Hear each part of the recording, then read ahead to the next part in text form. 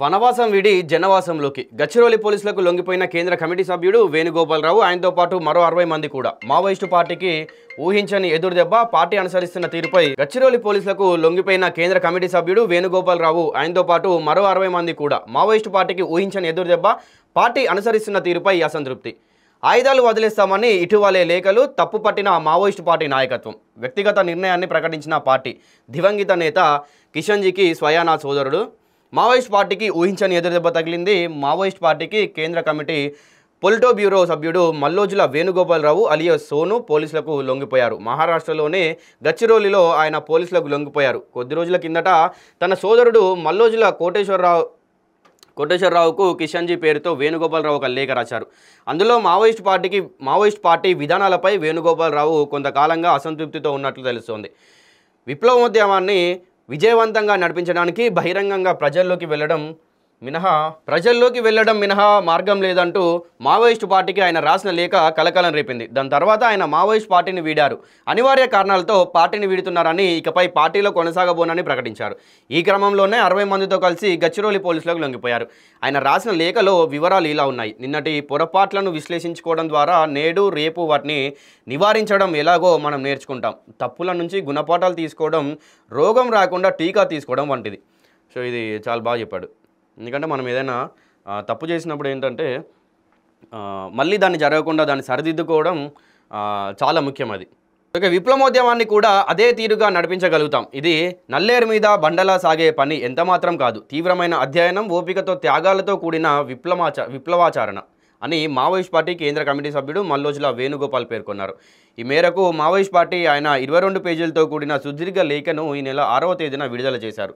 Maoist పార్టీలో తీవ్రమైన అంతర్గత సంక్షోభం ఉన్నదని, ఆయుధ పోరాటాలను తాత్కాలికంగా విరమించాలని ఆ లేఖలో కోరారు. దశాబ్దాల తరబడి తప్పుడు విధానాలే తీవ్రమైన నష్టాలకు కారణమని, సైన్యం తప్ప రహస్య పార్టీ లేదు అని ఆయన ఖరాఖండిగా ప్రకటించారు. ఈ నేపథ్యంలో తాత్కాలికంగా సాయుధ పోరాటాన్ని విరమించి ప్రజల మధ్యకు బహిరంగంగా వెళ్లాలని ఆయన క్యాడర్ను కోరారు. పార్టీకి తీవ్ర నష్టాన్ని కలిగించిన మౌలికమైన తప్పిదాలను సరిదిద్దుకోవడానికి సైన్యంతో ఉంటే సాధ్యం కాదని వేణుగోపాల్ స్పష్టం చేశారు. విప్లవ పార్టీ లేకుండా విప్లవమే లేదు అనే లెనిన్ సూత్రాన్ని విస్మరించడం వల్ల మావోయిస్టులకు సైన్యం తప్ప రహస్య పార్టీ లేని స్థితి ఏర్పడిందని ఆయన విమర్శిస్తూ వస్తారు. ఇంకా ప్రస్తుతం ఉన్న ఏసీడీవీసీ వంటి పార్టీ కమిటీలన్నీ పీపుల్స్ లిబరేషన్ గెరిల్లా ఆర్మీ అంటే పిఎల్జీఏ వెంట సైనిక దుస్తులతో సాయుధాలుగా ఉండటం బహిరంగ రహస్యమేనని అన్నారు.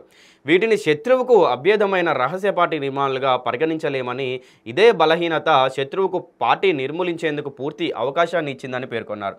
2007లో జరిగిన పార్టీ కాంగ్రెస్లో దండకారణ్యం, బీహార్, జార్ఖండ్లలో జేఏఏ ఏరియాలను నిర్మించే కేంద్ర కర్తవ్యాన్ని చేపట్టడం రెండో వ్యూహాత్మక తప్పిదమని వేణుగోపాల్ విమర్శించారు. పార్టీ బలాన్ని అతిగా అంచనా వేసి శత్రువు బలాన్ని తక్కువ చేశామన్నారు. 2011 నుండే కింద స్థాయి కామ్రేడ్స్ ఈ తప్పును సరిదిద్దుకోవాలని కోరినప్పటికీ సీసీ పట్టించుకోలేదని అన్నారు. ఒక దశాబ్దం పాటు నష్టపోయామని తెలిపారు. సో మావోయిస్టులు మొత్తంగా అయితే 60 మంది ఈయనతో పాటు వేణుగోపాల్తో పాటు 60 మంది లొంగిపోయారు. అండ్ ఇప్పుడు ఏంటంటే ఈ 60 మందే కాదు, ఇంకో 50 మంది కూడా వచ్చి లొంగిపోయే అవకాశం ఉందని చెప్పి కూడా మనకు సమాచారం ఉంది. అయితే మొత్తంగా కూడా ఒక 100కు పైగా మావోయిస్టులు వచ్చి లొంగిపోయారు. అయితే వనవాసం వీడి ఆ జనవాసంలోకి వచ్చేందుకు వీళ్ళందరూ కూడా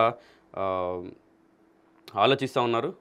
సో ఇప్పటికైనా అమరుల రక్తార్పణం నుండి గుణపాఠాలను తీసుకుందామని పేర్కొన్నారు. రహస్య చట్టబద్ధ పోరాటాల మధ్య సమన్వయాన్ని కొనసాగించడంలో సెంట్రల్ కమిటీ పూర్తిగా విఫలమైందని, ఇది మూడో తప్పిదమని వేణుగోపాల్ అభిప్రాయపడ్డారు. 2006 నూతన అటవీ చట్టం ప్రకారం ప్రభుత్వం ఇచ్చే భూమి పట్టాలను బేస్ ఏరియాలు నిర్మిస్తున్నామనే ధీమాతో వ్యతిరేకించాం.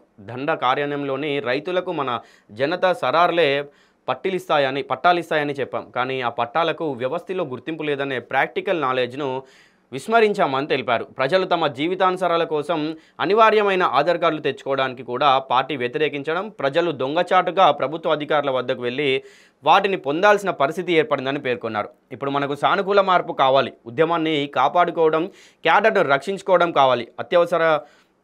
అనవసర త్యాగాలకు అంతం అంతం పలుకుదాం, నూతన పద్ధతుల్లో పురోగమిద్దాం, అంతిమ విజయం ప్రజలదే అంటూ మల్లోజుల తన లేఖను ముగించారు. తాను కేంద్ర కమిటీలో 28 ఏండ్లు, పొలిటికల్ బ్యూరోలో 18 ఏండ్లు సభ్యుడిగా ఉన్నట్టు మల్లోజుల తెలిపారు. ప్రస్తుతం ఉద్యమం ఎదుర్కొంటున్న వైఫల్యాలకు, భారీ నష్టాలకు నైతిక బాధ్యత వహిస్తూ యువత్ పార్టీ క్యాలెండర్కు బహిరంగ క్షమాపణలు చెప్పారు.